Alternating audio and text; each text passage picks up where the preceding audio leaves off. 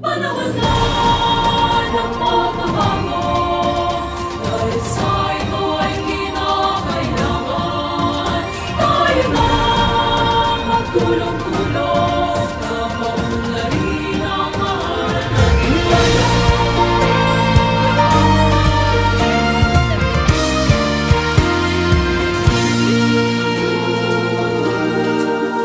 Panahon na ng pagbabago, dahil sa ito ay kinakailangan tayo na magtulong-tulong na paunlarin ang mahal nating bayan.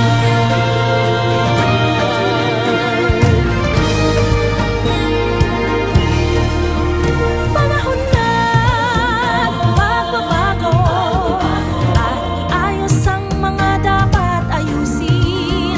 Dapat lang maging tungkulin ng bawat mamamayan dito sa atin. Gawin ng pagbabago patungo sa pag-asenso, magsikap ng mabuti at nang guminhawa tayo. Ipagmalaki natin sa mundo at ipamalas ang bagong Pilipino.